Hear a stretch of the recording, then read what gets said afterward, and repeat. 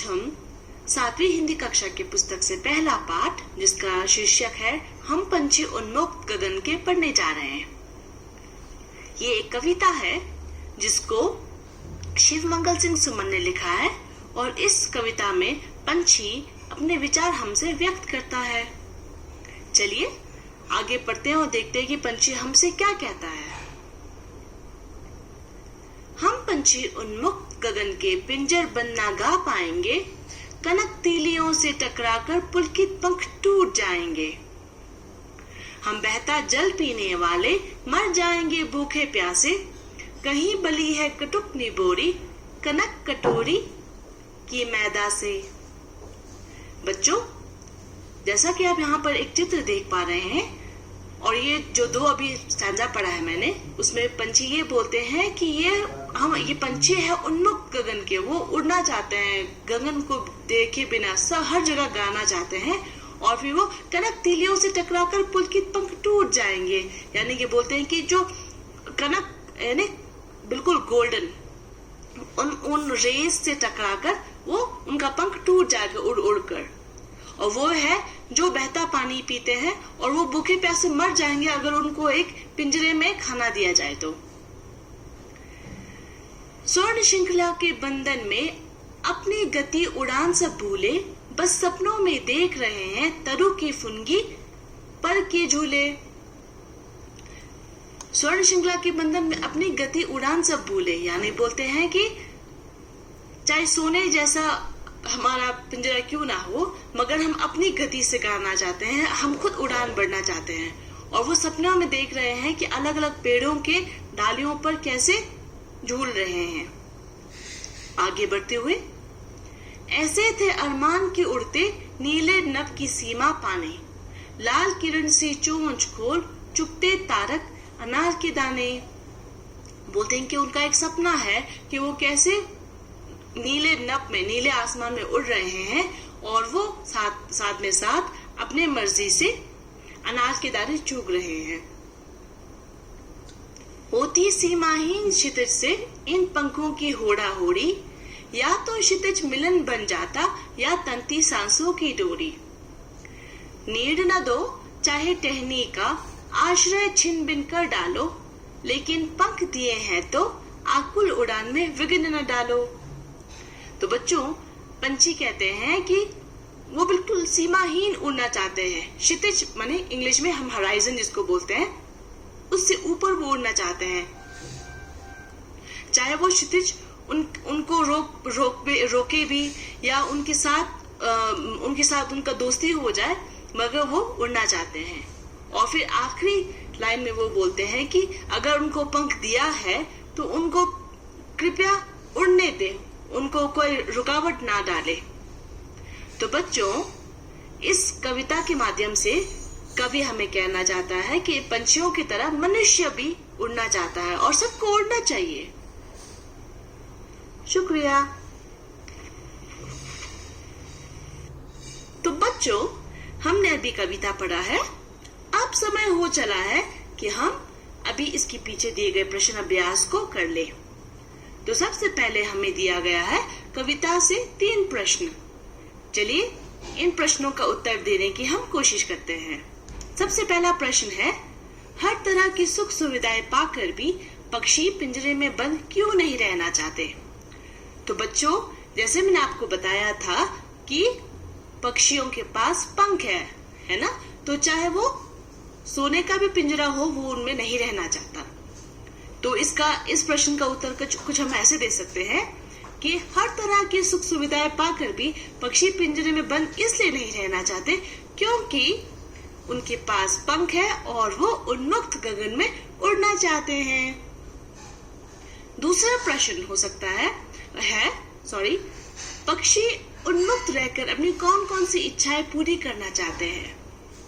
तो इसका उत्तर हम कुछ यूं दे सकते हैं, पक्षी उन्मुक्त रहकर अपनी निम्नलिखित इच्छाएं पूरी कर सकते हैं। तो पहला होगा कि पंछी उन्मुक्त गगन में उड़ना चाहते हैं। दूसरा हो सकता है कि पंछी बहते पानी को पीना चाहते हैं। तीसरा हो सकता है कि पंछी अनार के दाने को चुगना चाहते हैं, और चौथा हो सकता है कि पंछी जाके क्षितिज के पास उड़ना चाहते हैं। तो बच्चों, तीसरा प्रश्न हमारे पास आया है, भाव स्पष्ट कीजिए। इसमें 2 लाइन है, या तो क्षितिज मिलन बन जाता या तंती सांसों की डोरी। अब ये जो 2 लाइन है, भाव स्पष्ट कीजिए का मतलब है कि हमें इसको आसान तरीके में अपने शब्दों में लिखना है।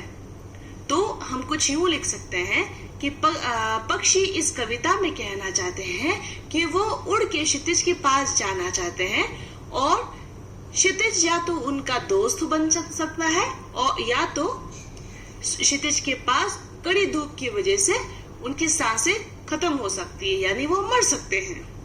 तो हम इन कविता से आए हुए प्रश्नों को कुछ यूं जवाब दे सकते हैं।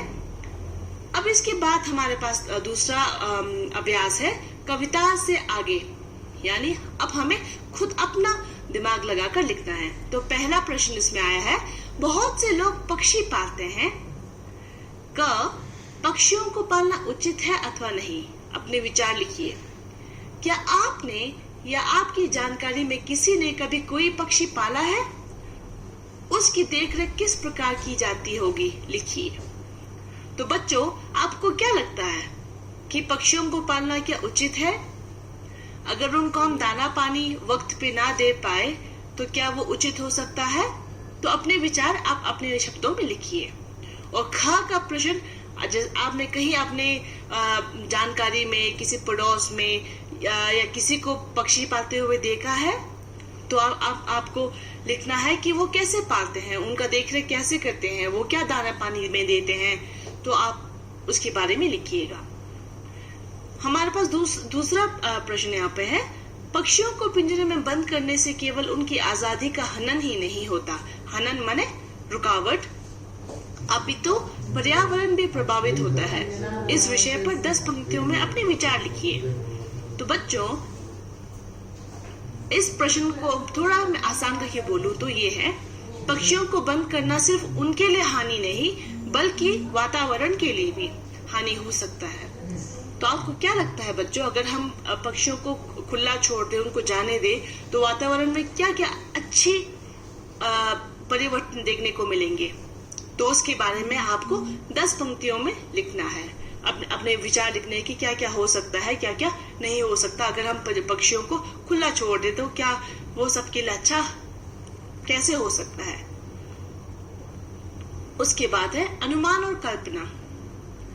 अनुमान अगर हम इंग्लिश में बोल दे तो गेस बोलते हैं, गेस करना, और कल्पना मीन्स इमेजिनेशन, यानी हमें अपने सोच पे थोड़ा ज्यादा जोर लगाना है। तो इसमें हमारे पास दो प्रश्न हैं। पहला प्रश्न है, क्या आपको लगता है कि मानव की वर्तमान जीवन शैली और शहरीकरण से जुड़ी योजनाएं पक्षियों के लिए घातक है? पक्षियों से रहित वातावरण में अनेक समस्याएं उत्पन्न हो सकती हैं। इन समस्याओं से बचने के लिए हमें क्या करना चाहिए? उक्त विषय पर वाद विवाद प्रतियोगिता का आयोजन कीजिए, यानी डिबेट करना होगा कि हमारे आज मॉडर्न लाइफस्टाइल यानी शहरीकरण माने अर्बनाइजेशन और जीवन शैली माने लाइफस्टाइल की वजह से क्या पक्षियों पर इसका असर पड़ रहा है। आपको मैं उदाहरण प्रस्तुत करूं तो जैसे आजकल हम मोबाइल फोन यूज करते हैं, तो उसकी वजह से वेव्स यानी उसको सिग्नल पकड़ने के लिए वेव्स आती है। अब उस वेव्स की वजह से पक्षियों पर असर पड़ता है क्या? एक दूसरा, हम सब आजकल सीमेंट के घर बनाना चाहते हैं, या बहुत कम लोग होते हैं कि जिनको मिट्टी का घर या भूसे का घर बनाना अच्छा लगता हो, तो उसकी वजह से क्या पक्षियों पर असर पड़ता है? क्या उनकी जीवन शैली पर असर पड़ता है? क्योंकि हमारी जीवन शैली बदल गई है, तो उनकी जीवन शैली पे भी असर पड़ सकता है कि नहीं? आप सोच के उस पर विवाद कीजिएगा। दूसरा हमारे पास प्रश्न है, यदि आपके घर के किसी स्थान पर किसी पक्षी ने अपना आवास बनाया है, आवास माने नेस्ट, और किसी कारणवश आपको अपना घर बदलना पड़ रहा है, तो आप उस पक्षी के लिए किस तरह के प्रबंध करना आवश्यक समझेंगे? लिखिए। मानो एक पक्षी आपके घर के सामने आके उसने अपना घर बसा लिया है, मगर आपको कहीं जाना होगा, आपको स्कूल चेंज करना होगा या आपको कहीं शहर में जाना होगा, तो आप उसके लिए क्या क्या प्रबंध करना चाहेंगे? प्रबंध माने क्या क्या प्रोविजन, क्या क्या फैसिलिटीज आप उसके लिए रख के जाना चाहेंगे, उसके बारे में आपको लिखना है। फिर आप पहुंचे हैं भाषा की बात के श्रृंखला पे। आप भाषा की बात बच्चों ज्यादातर हमें व्याकरण के बारे में होता है, तो चलिए देखते हैं इसमें क्या होता है। सबसे पहला प्रश्न है, स्वर्ण श्रृंखला और लाल किरण सी में रेखांकित शब्द गुणवाचक विशेषण है। कविता से ढूंढकर इस प्रकार के 3 और उदाहरण लिखिए। बच्चों आपको विशेषण पता होगा क्या होता है, जिसको इंग्लिश में हम एडजेक्टिव कहते हैं, यानी किसी व्यक्ति, वस्तु, स्थान का जो गुण बताते हैं उसे हम विशेषण कहते हैं। तो इसमें गुणवाचक विशेषण यानी क्वालिटेटिव एडजेक्टिव हमें बताना है। स्वर्ण श्रृंखला यानी गोल्डन पार्ट, लाल किरण रेड रेस, अगर मैं आसान आपको इंग्लिश भाषा में बता दूं तो ये है। तो वैसे ही आपको 3 और उदाहरण आपको कविता से ढूंढ के आपको लिखना है। और हमारे पास दूसरा प्रश्न यहाँ पे है, भूखे प्यासे में द्वंद्व समास है। इन दोनों शब्दों के बीच लगे चिन्ह को समासिक चिन्ह कहते हैं। इस चिन्ह से और का संकेत मिलता है, जैसे भूखे प्यासे, भूखे और प्यासे। इस प्रकार के 10 अन्य उदाहरण खोज कर लिखिए। तो बच्चों जैसे कि समास यानी हम बोलते हैं कि अलग अलग करते हैं, जैसे रोटी शोटी, घर वर, तो बोलने का तरीका है कि घर और वर, मगर यहाँ पे द्वंद्व समास में हमें ये समझ आता है कि कैसे भूखे प्यासे को एक छोटा सा चिन्ह, समासिक चिन्ह लगाकर अलग कर दिया है और हमने और नहीं लिखा है। जैसे काला सफेद यानी काला और सफेद लिखने के बजाय हमने काला और सफेद के बीच में एक समासिक चिन्ह लगा दिया है। तो वैसे आपको 10 और अन्य उदाहरण खोज कर लिखना है। और देखिए कि आपको ये समासिक चिन्ह आप किन किन शब्दों के बीच लगा सकते हैं। अब अपने आसपास के वातावरण को देख के या हर रोज की रोजमर्रा की जिंदगी में आपको सोचकर लिखना है। तो मुझे उम्मीद है बच्चों आपको ये अभ्यास आसान हो जाएगा आपके लिए, और ना हो तो अगर आप फिर से एक बार कविता को पढ़ लेंगे या इस प्रश्न को फिर से पढ़ लेंगे तो आपके लिए आसानी होगी। शुक्रिया बच्चों।